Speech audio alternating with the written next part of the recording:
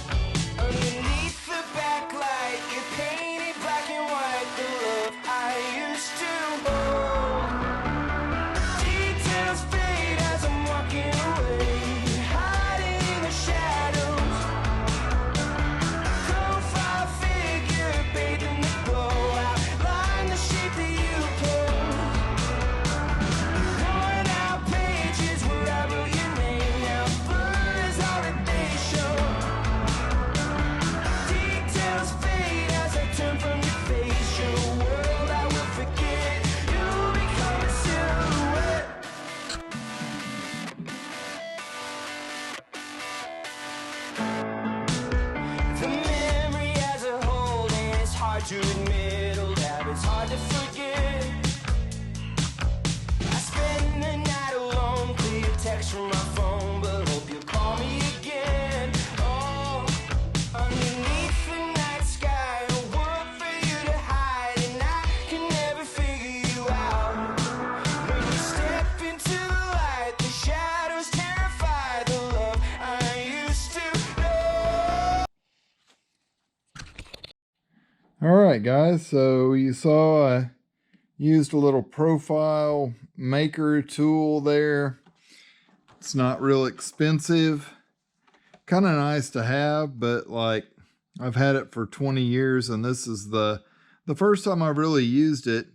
What I'm noticing is I'm off just a smidge. I mean, not very much, but that's why you cut it out of paper first, is so when it goes to metal, it's you've tweaked this 3 or 4 times. You haven't wasted a whole bunch of metal trying to get it there. All right, what I did notice was one side is quite a bit different than the other in the contour. My template's not perfect. I mean, you can see the daylight showing there. So we'll have to work on that a little bit, because what I'll end up doing is I'll cut this out of sheet metal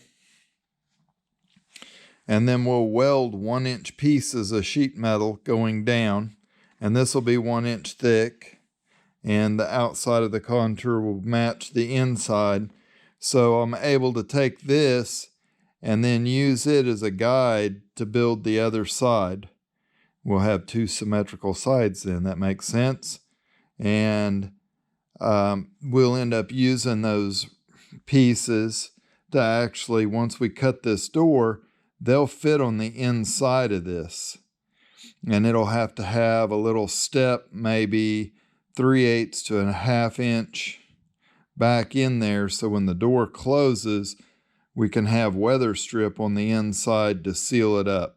Tough to explain, but like it's going to have to hit so the door hits on the inside of the weather strip. Got to have enough room to compress it there. So still have some thinking to do on that part. We just have to get this outside profile worked out. You did see, like I actually used a level on the bottom of this, made a level line, and then I used a big sheetrock square to come up off of my level line in the bottom. This is not absolutely perfect right now, but it's within 1/8 of an inch. And as we proceed in this, we'll get us some really good straight lines in here before we're done. All right. So you can see our profile gauge or our piece of metal here. They come out pretty close to matching the contour of that bead on the body. So then the next thing that I'm going to do with it is take my dividers and trace this exactly. So I end up with a piece that's 1 inch thick here. And then we'll take the plasma cutter, get us some flat 18 gauge and make a 1 inch wide strip going down and one coming up that matches the body contour. We'll have to use our shrinker and curve this side, maybe the stretcher to get it to follow the roof here.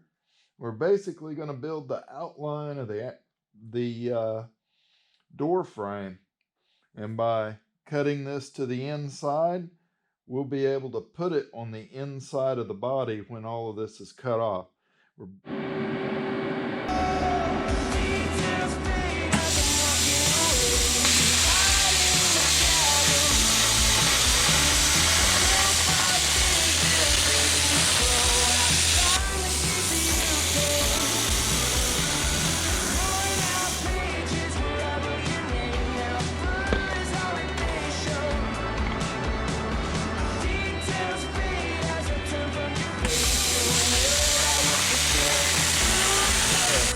In the last clip, you saw me cutting this, and I just cut it to 1 inch width. So I've got even parallel sides. And then I took it and measured. I bent this at a 90 so that now this piece will sit down in here. I left it a little short of coming up to that bead because we've got our profile gauge will weld to this. And I don't know how well you can see on the old camera there, but you got like about an inch gap in the bottom of it. I marked a little scale on here so that we can tell how far apart we are as we start using our shrinker stretcher. So I have the stretcher dies in it now. I'm going to put the shrinking dies in because I would rather be compressing and thickening the metal than thinning it. And sometimes when you thin it, it wants to try to rip because the way the teeth are on this die set. So let me change those out quick, and then we'll do a little work.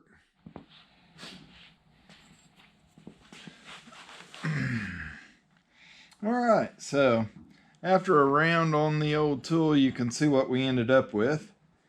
And right up here at the top, we got a little gap.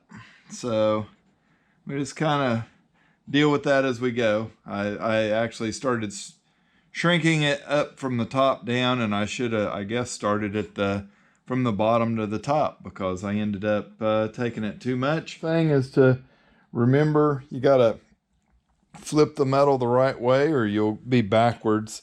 And then this is my fancy tool here that I built, and it's works pretty good. I bought the jaws from like Eastwood, or the head from Eastwood, built the stand, and it served me well.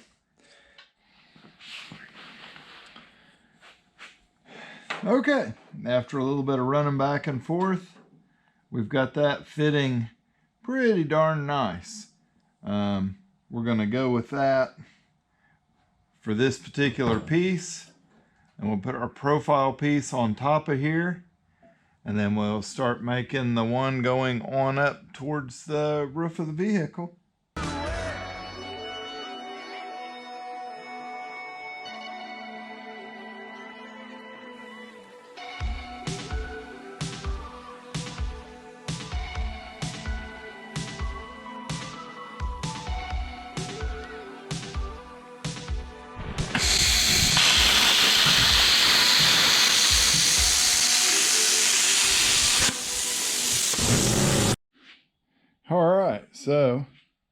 you can see it is just like this. We got it all pretty close fitting here. Few magnets thrown in there, so stuff's not like tight. It's just kind of wanted to make sure that it's fitting up and we got the right contour with our body there. I did go ahead and drew the line across the top. I think that's a pretty good sized door in the back. I've got a few pictures in a magazine article of one of these that actually had the door. I'm going to go and check it and make sure that we're on the right track. I believe we're pretty good. And man, that moment is coming where the cutoff wheel is going to meet the body of this thing and we're going to end up with a big open spot in the back. All right, so man, yeah, hard to see. I could probably scan the page and put it on here, but that's what the factory door looks like. Yeah, I've used this set of pictures for a few different things on the old car to figure out what I wanted to do. Of course, this one will have the back glass in there. And yeah, kind of to show how close it is to the fuel filler location. I think the back glass is a different shape in the original version, but we're not trying to fake it or make ours like an original. We're just trying to get a big enough door that you can actually do something in there, like move stuff in and out and haul stuff. So there we go. All right, so you heard the old saying, measure twice, cut once. You can kind of see the difference in the lines.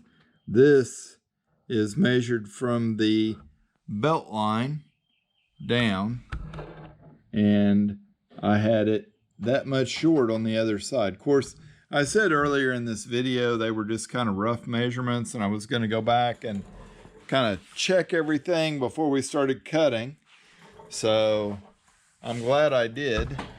I had this side in almost 3/4 of an inch from being even. What I ended up doing was I leveled the car, right? You level the car, and then I marked center off of where the back glass is. So I get my center line there, and I transfer it up, and I transfer it down, and then we measure from center to each side. So I feel like I've done quite a bit of measuring. I've spent literally about an hour checking, rechecking, measuring from a point to the corners, and I believe that we've got this thing centered up probably as good as I'm going to get it. So I think I'm going to go in and eat dinner, and then yeah, I've got the death wheel out. I got to round up some safety glasses and gloves and ear protection, and we're going to turn this into a big old gaping hole.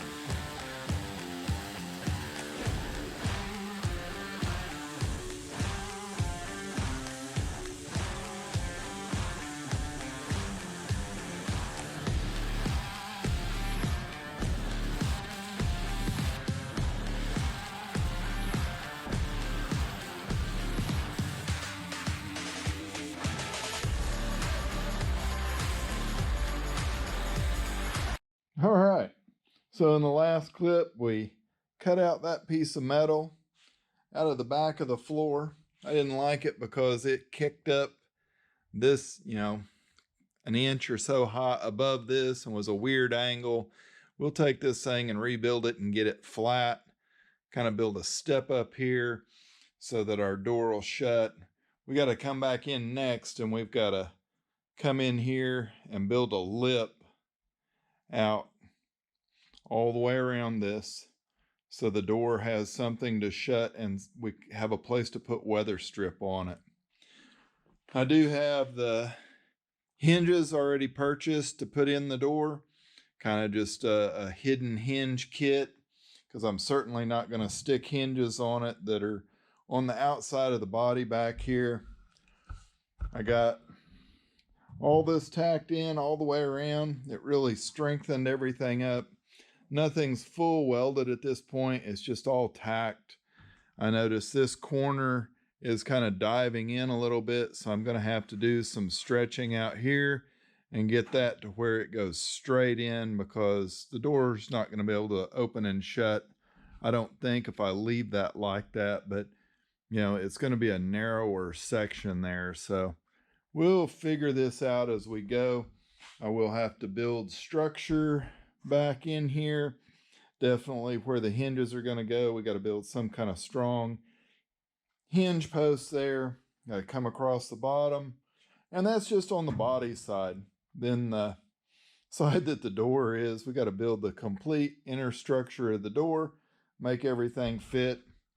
Yeah, it's not a small project, but it's something that needs to be done, I think. My dad's always talked about it, and hey, we might as well build it here. Myself, you guys together, we can get it done. So, hey, if you like this project, drop a comment, let me know. My shop smells like burnt paint and pour 15 caught on fire, but that'll all go away. And I think this is a good place to leave this one. Next episode, we'll have more done on this inside of this thing and maybe start figuring out our door frame, hinges, that stuff. So you guys take it easy. As always, give it a thumbs up if you like it. Subscribe to the channel, and we'll catch you on the next one.